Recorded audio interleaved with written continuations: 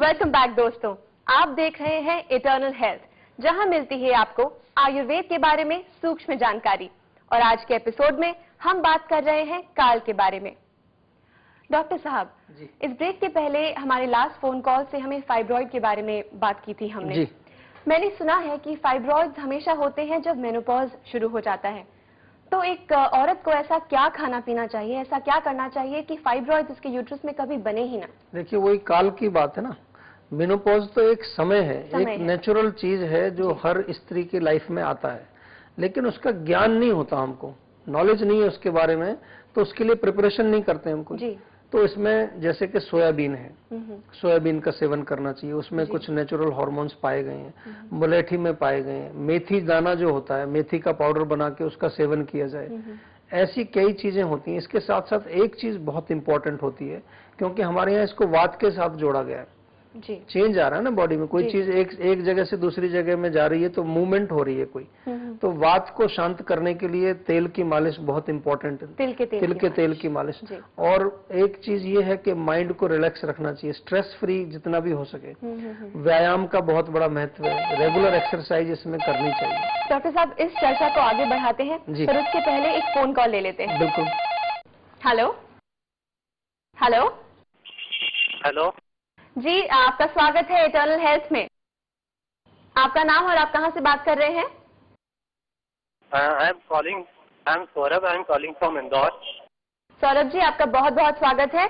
हमारे साथ मौजूद हैं डॉक्टर प्रताप चौहान, जो आपकी बीमारियों को दूर भगाने में आपकी मदद करेंगे जी। बताइए, आपकी क्या परेशानी है? मुझे सर्दी बहुत ज्यादा रहती है। अच्छा। और मतलब लास्ट 2 ईयर से प्रॉब्लम चालू हुई हूँ। तो आंखों में जलन होती है, आंखें लाल हो जाती है और बहुत पानी होता है। अच्छा, तो ये किस समय होता है आपको? कभी भी होता है, किसी खास सीजन में होता है या किसी खास चीज? मेनली जब सीजन चेंज होता है ना तो होता है। और इसका ट्रीटमेंट भी बहुत कराया है, फिर नहीं है। देखिए, ट्रीटमेंट आपने बहुत कराया है, आराम नहीं मिला है, इसका मतलब कहीं ना कहीं आप चूक कर रहे हैं। यही हम समझाते हैं अपने प्रोग्राम में। आपने कहा कि चेंज ऑफ सीजन में होता है, उसी के बारे में हम भी चर्चा कर रहे हैं, काल के बारे में। चेंज ऑफ सीजन में हमारे शरीर की इम्यूनिटी कम होती है। जब इम्यूनिटी कम होती है तो कई रोग पकड़ लेते हैं उस समय। तो इसलिए जब भी चेंज ऑफ सीजन आता है उस समय हमको अपने इम्यूनिटी को स्ट्रांग रखना है। और खास तौर पर ये जो चेंज ऑफ सीजन में क्लीनिंग जरूर होनी चाहिए बॉडी की। ओके।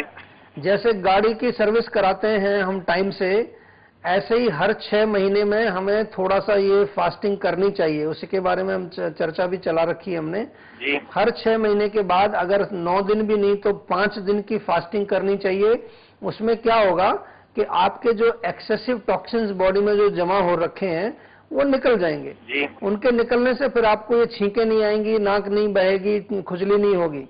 और साथ में ये भी देखिए कि जो जैसे मार्च अप्रैल का टाइम होता है, उस समय कफ का प्रकोप होता है हमारे यहाँ पर, तो उस समय कफ बढ़ाने वाली चीजें मत खाइए आप।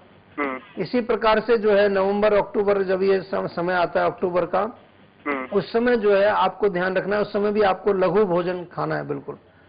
तो मैं और कंट्रोल करके ही खाता हूँ। है जी, मैं प्रिकॉशंस तो लेता हूँ, बहुत कंट्रोल करके खाता हूँ। मैं फास्ट फूड वगैरह कुछ नहीं खाता हूँ। हाँ जी, नहीं, वो इसका मतलब प्रिकॉशन लेने के बावजूद भी आपकी इम्यूनिटी अभी स्ट्रांग नहीं हुई है, तो उसके लिए मैं बता रहा हूँ नेक्स्ट चीज जो है कि च्यवनप्राश का सेवन निरंतर करिए आप। च्यवनप्राश आपको आसानी से मिल जाता है कहीं पर भी, तो च्यवनप्राश आप 1 चम्मच सुबह 1 चम्मच शाम को रेगुलरली खाइए। तो मुझे उम्मीद है कि नेक्स्ट चेंज ऑफ सीजन में आपको एलर्जी नहीं होगी बिल्कुल भी। ओके सौरभ जी, मैं आशा करती हूँ कि डॉक्टर साहब ने आपको जो भी टिप्स दिए हैं आपके बहुत काम आएंगे। ओके। फोन करने के लिए बहुत बहुत शुक्रिया। Thank you. Thank you. Doctor साहब, आज आपने इतने सारे इंटरेस्टिंग टॉपिक्स पे बात की है, काल, समय, दिन, रात, उम्र, जहां हम रहते हैं वो भी बजर बच गया है, समय की कमी। तो जाते जाते आपसे एक स्पेशल टिप। देखिए, टिप तो यही है, इसमें मैं दर्शकों को बता दूं कि ये जो काल की हमने बात की, इसमें आप लोगों को ये ज्ञान प्राप्त करना चाहिए, बहुत आवश्यक है ये। और ज्ञान प्राप्ति के लिए अगर आपके पास कोई भी साधन नहीं है तो आप हमारे यहाँ पर कांटेक्ट करिए। जो हमने जीवनानंद प्रोग्राम बनाया है उसमें हमारी एक छोटी सी पुस्तिका थोड़ा सा जिसमें हम डिस्क्राइब करते हैं हर सीजन के बारे में, किस समय कौन सा दोष प्रकोप होता है और उसके समाधान भी दिए जी। तो ज्ञान प्राप्ति ही मेरी टिप है कि आयुर्वेद को समझ करके अपने शरीर को स्वस्थ रखें, मन को शांत रखें, आत्मा को आनंदित रखें, उसी को हम कहते हैं जीवानंद और एक सुखद जीवन जी। बिल्कुल। डॉक्टर साहब, हर रोज आप हमारे व्यूअर्स के सवाल सुनते हैं, इतनी सरलता से उन्हें समझाते हैं कि अगर उन्हें कोई बीमारी है तो क्यों है, उसका रूट कॉज क्या है और उसको कैसे ठीक किया जाए। आपका बहुत बहुत धन्यवाद। Thank you so much doctor साहब। Thank you. तो दोस्तों, अब समय आ गया है आपसे विदा लेने का, पर अगर आपकी और कोई सवाल है, आप और कुछ जानना चाहते हैं डॉक्टर साहब से, तो ये है हमारा पता। जीवा आयुर्वेद, जीवा मार्ग, sector 21B, Faridabad, Haryana 121001, India. हमारा ईमेल आईडी है info@jiva.com। हमारा वेबसाइट एड्रेस है www.jiva.com। तो दोस्तों, डॉक्टर साहब का कहना है कि एक सुखी जीवन जीने के लिए आयुर्वेद का ज्ञान बहुत जरूरी है। सुखी जीवन मतलब कि मानसिक, शारीरिक और आत्मिक शांति। शांति है तो सुख है, सुख है तो सब कुछ है। यही हम चाहते हैं कि आप जिए एक बहुत ही सुखी जीवन। हमारी कामना आपका आनंदमय जीवन।